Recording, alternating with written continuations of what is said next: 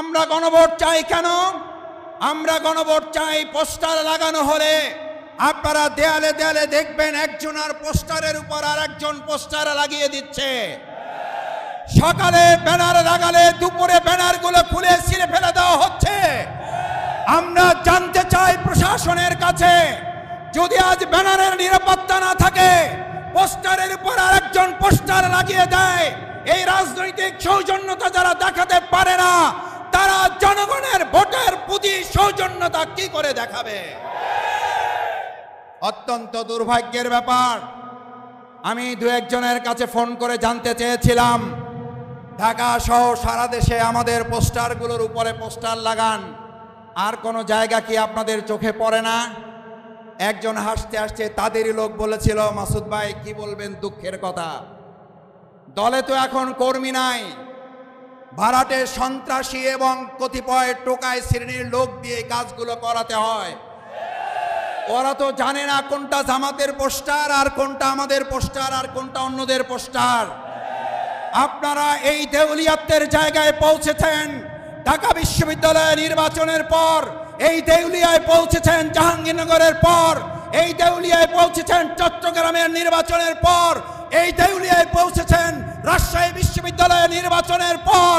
এখন জাতীয় অপেক্ষায় আছে, জাতীয় নির্বাচনের পর আপনারা জাতীয় দেউলিয়ায় পরিণত হবে।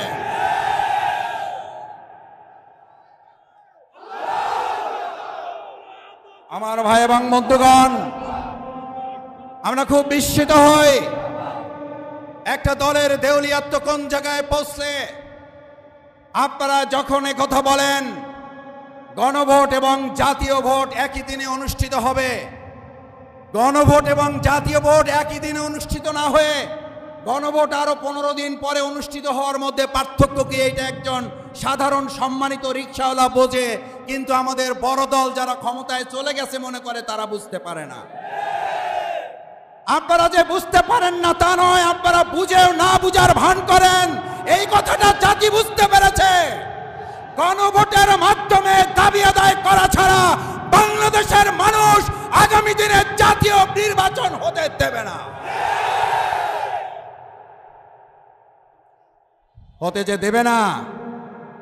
4টা বিশ্ববিদ্যালয় নির্বাচনের পর মাথা এমন গরম হয়েছে, এখন মসজিদে ইসলামপন্থী এবং দেশপ্রেমিকদের উপরে হামলা শুরু করেছে। পরিষ্কার বার্তা দিতে চাই, প্রধান অতিথি কথা বলবেন, 24 ঘন্টার মধ্যে নোয়াখালীর সন্ত্রাসীদেরকে গ্রেফতার করতে ব্যর্থ হলে পরবর্তী দায় সরকারকে নিতে হবে। উপদেষ্টা যিনি মাননীয়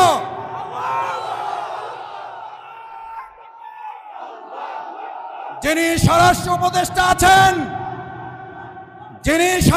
উপদেষ্টা আছেন, যদি আপনারা মনে করেন দলকানা প্রশাসন হবেন, দলকানা প্রশাসন মানবে না জনগণ। দলকানা প্রশাসনের চরিত্র কি এবং তাদের পরিণতি কি? 2024 সালের জুলাই আগস্টে শুধুমাত্র শেখ হাসিনার বিরুদ্ধে লড়াই হয় নাই, লড়াই হয়েছিল দলকানা প্রশাসনের বিরুদ্ধেও। শেখ হাসিনাকে দেশ ত্যাগ করার আগেও দলকানা প্রশাসনকে পিলারের খাম্বার সাথে ঝুলিয়ে রেখেছিল জনগণ। আমি সেই পরিণতির দিকে প্রশাসনকে খেয়াল করার অনুরোধ করতে চাই। নতুন করে বাংলাদেশে আর কোন দলবাজ প্রশাসন তৈরি হোক, যারা নোয়াখালী প্রকাশ্যে মসজিদে কোরআন চর্চার উপর হামলা করার পর এখনো কাউকে গ্রেফতার করতে পারেন না, তারা জাতীয় নির্বাচন সুষ্ঠুভাবে করতে পারেন, দেশের মানুষ তা বিশ্বাস করে না। আপনাদের গোয়েন্দা তৎপরতা কোন জায়গায় পৌঁছেছে? একের পর এক জাতীয় গুরুত্বপূর্ণ স্থাপনায় অগ্নিসংযোগ হচ্ছে, দুর্ঘটনা ঘটছে। আমরা মনে করি বর্তমান সময়ে যারা আর নির্বাচনে ভালো ফল করতে পারবেন না বলে হতাশ হয়ে পড়েছেন, তারা সহ ফ্যাসিস্টদের কিছু প্রশাসনের অংশের সম্মিলিত তৎপরতায় এই কার্যক্রম হতে পারে বলে দেশবাসী মনে করে। স্পষ্ট কথা বলতে চাই, এগুলো বন্ধ করুন, না হলে আবার জুলাইয়ের মতো আমরা রাজপথে নেমে জনগণকে সাথে নিয়ে প্রতিরোধ করে তোলা হবে, প্রতিবাদের আগুন জ্বালানো হবে, জনগণের অধিকার আদায়ের জন্য আবার জীবন বাজি রাখা হবে। সেই আহ্বান জানিয়ে আজকের এই কর্মসূচিতে এখন আপনাদের সামনে প্রধান অতিথির বক্তব্য রাখার জন্য অনুরোধ করছি। আজকের এই বিশাল সমাবেশের সম্মানিত প্রধান অতিথি, আজকে আপনাদের জানা থাকার কথা ডক্টর সৈয়দ আব্দুল্লাহ মোহাম্মদ তাহের, সাবেক এমপি, অনিবার্য কারণবশত এখানে উপস্থিত হতে পারেন নাই। তিনি আপনাদের সকলকে সালাম জানিয়েছেন।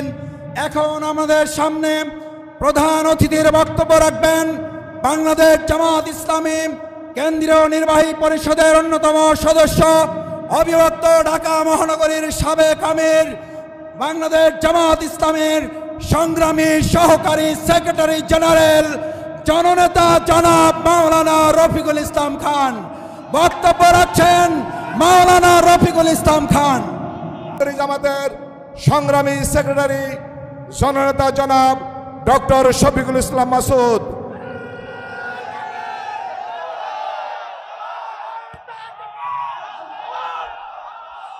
আসসালামু আলাইকুম ওয়া রাহমাতুল্লাহি ওয়া বারাকাতুহু। আউযু বিল্লাহি মিনাশ শাইতানির রাজীম। বিসমিল্লাহির রহমানির রহিম। বাংলাদেশ জামাত ইসলামী কেন্দ্র ঘোষিত কর্মসূচির অংশ হিসাবে ঢাকা মহানগরী দক্ষিণ জামাত আয়োজিত আজকের এই বিশাল সমাবেশের সংগ্রামী সভাপতি অ্যাডভোকেট ডক্টর হেলাল উদ্দিন আজকের প্রোগ্রামে আর কিছুক্ষণের মধ্যেই প্রধান অতিথির বক্তব্য রাখবেন বাংলাদেশ জামাত ইসলামী কেন্দ্রীয় নির্বাহী পরিষদের অন্যতম সদস্য, অবিভক্ত ঢাকা মহানগরীর সম্মানিত সাবেক আমির, রাজশাহী বিশ্ববিদ্যালয়ের নির্বাচিত অ্যালামনাই অ্যাসোসিয়েশনের সংগ্রামী সভাপতি, জাতীয় ঐক্যমত কমিশনে যিনি বিচার সংস্কার এবং দেশের আগামী দিনে একটি মানবিক বাংলাদেশ বিনির্মাণের নিরলস প্রচেষ্টা চালিয়ে জাতীয় ভূমিকা পালন করছেন জননেতা জনাব মাওলানা রফিকুল ইসলাম খান, সংগ্রামী সহকারী সেক্রেটারি জেনারেল, উপস্থিত জামাত ইসলামী ছাত্র শিবিরের নেতৃবৃন্দ, সাংবাদিক বন্ধুগণ, ঢাকাবাসী, আইন শৃঙ্খলায় নিয়োজিত সদস্যবৃন্দ, আমি আপনাদের সামনে বিশেষভাবে দুটো কথা বলে আমার সংক্ষিপ্ত বক্তব্য শেষ করতে চাই। সম্মানিত ভাই এবং বন্ধুগণ, আপনারা জানেন 2024-এর জুলাই আগস্টের গণ অভ্যুত্থানের মাধ্যমে যে নতুন বাংলাদেশ আল্লাহ সুবহানাহু ওয়া তাআলা আমাদেরকে উপহার দিয়েছেন, অসংখ্য শহীদ, হাত এবং পা হারা পঙ্গুত্ব বরণকারী জুলাই যোদ্ধাদের মাধ্যমে সেই বাংলাদেশকে মানবিক একটি বাংলাদেশে বিনির্মাণ করার জন্য বাংলাদেশ জামাত ইসলামী শুরু থেকেই আমরা আমাদের কার্যক্রম পরিচালনা করে আসছি। তার ধারাবাহিকতায় জাতীয় ঐক্যমত কমিশনের দিনের পর দিন, মাসের পর মাস দীর্ঘ আলোচনার ভিত্তিতে জাতীয় জুলাই সনদের যে স্বাক্ষর অনুষ্ঠিত হয়েছে, আমরা আজকে এখানে দাবি জানাতে চাই সেই জুলাই সনদ বাস্তবায়নের আদেশ জারি করে আগামী দিনে একটি সুষ্ঠু নির্বাচনের পথ অতি সত্বর সুগম করতে হবে। যারা আগামী দিনে মানুষের সুষ্ঠু ভোট নিশ্চিত করতে চায় না, তারাই জাতীয় জুলাই সনদের আইনি ভিত্তি দিতে চায় না। যারা জনগণের ভোটের নিরাপত্তা নিশ্চিত করতে চায় না, তারাই জাতীয় জুলাই সনদের আইনি ভিত্তি দিতে চায় না। যারা বাংলাদেশে আগামী দিনে একটি মানবিক বাংলাদেশ বিনির্মাণ হোক, তারাই গণভোটের মাধ্যমে মানুষের অধিকারের প্রতি তারা শ্রদ্ধা দেখাতে চায় না। যারা গণভোট চায় না, মূলত তারা জনগণের গণশত্রুতে পরিণত হয়েছে। গণভোটের বিরোধিতাকারীরা জাতির শত্রু, গণগণের শত্রু। আমার ভাই এবং বন্ধুগণ, সংগ্রামী ভাই এবং বন্ধুগণ, জাতীয় জুলাই সনদের বাস্তবায়নের আদেশ জারি, তার ভিত্তিতে নভেম্বরের মধ্যে গণভোট আয়োজনের দাবিতে আজকের এই বিশাল সমাবেশে পর্যায়ে আপনাদের সামনে বক্তব্য রাখবেন বাংলাদেশ জামাত ইসলামী কেন্দ্রীয় মজলিসে শুরার অন্যতম সদস্য, ঢাকা মহানগরী দক্ষিণ জামাতের সংগ্রামী সহকারী সেক্রেটারি, সংসদীয় আসন ঢাকা 5-এর সম্মানিত জামাত মনোনীত সংসদ সদস্য পদপ্রার্থী জননেতা জনাব মোহাম্মদ কামাল হোসেন। বক্তব্য রাখছেন জনাব কামাল হোসেন।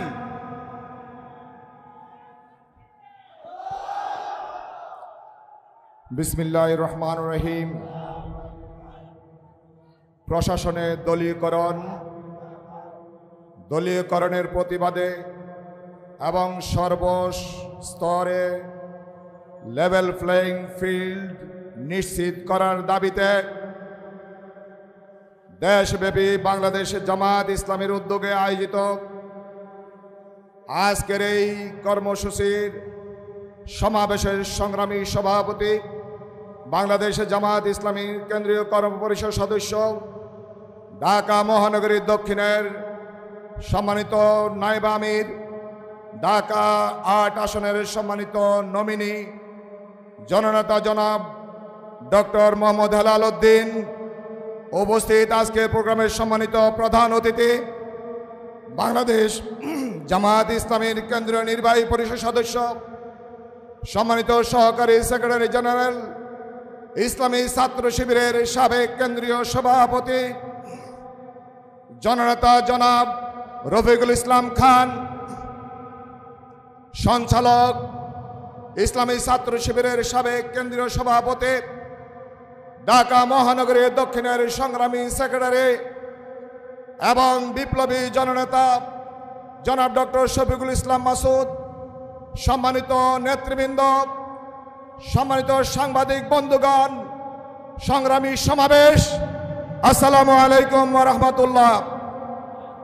সম্মানিত উপস্থিতি, হাজার হাজার রক্তের বিনিময়ে, শহীদের রক্তের বিনিময়ে আমরা যে এই জুলাই গণ অভ্যুত্থান করেছি,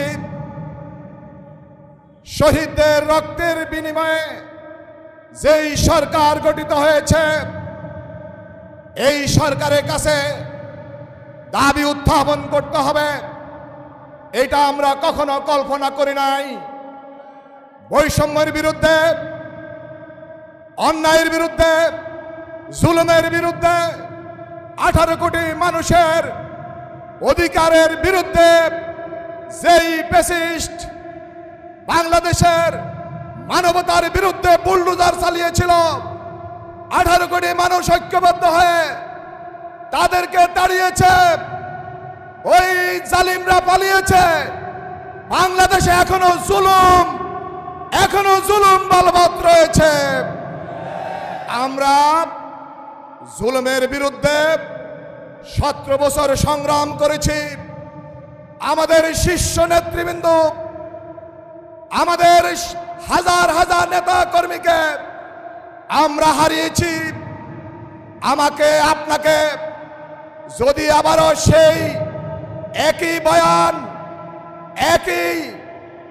বয়ানের বিরুদ্ধে কথা বলতে হয়, আমরা মনে করি এটা দুঃখজনক।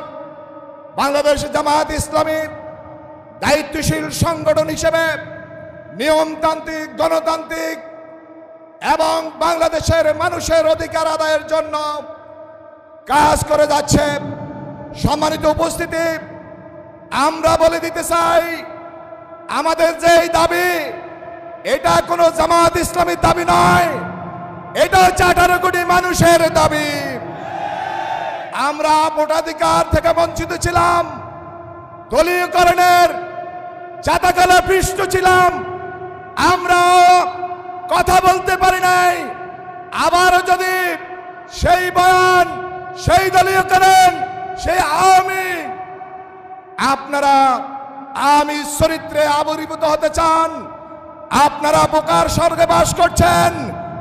আমরা সকলে সেই অধিকারের জন্য আমরা রক্ত দিয়েছি, আমাদের ওই অধিকার বাস্তবায়নের জন্য প্রয়োজনে সারা বাংলাদেশে এমন আন্দোলন, এমন প্রতিরোধ, এমন কোন জাগরণ তৈরি করা হবে, কোন দলীয়করণ কোন অবস্থায় আমরা মেনে নিব না। সংগ্রামী উপস্থিতি, তাই আসুন দল মত নির্বিশেষে, সকল শ্রেণী পেশা নির্বিশেষে সকলকে বলতে চাই, আমরা নোয়াখালীতে আমাদের মসজিদকে রক্তাক্ত দেখেছি। আপনারা আওয়ামী লীগের সেই উত্তরসূরি যদি হতে চান, আপনারা ঘোষণা দিন, আপনারা ইসলামের বিরুদ্ধে, কোরআনের বিরুদ্ধে। আমরা মনে করি আপনারা হীনমন্যতা বুঝছেন এবং কোরআনের বিরুদ্ধে গিয়ে আওয়ামী লীগ যেভাবে পালিয়েছে, নতুন প্রচেষ্টা বাংলাদেশের মানুষ আগামী নির্বাচনে আপনাদেরকে লাল কার্ড দেখাবে। সম্মানিত উপস্থিতি, এই বলে আমি আমার বক্তব্য শেষ করছি। সকলকে ধন্যবাদ। আসসালামু আলাইকুম ওয়া রাহমাতুল্লাহ।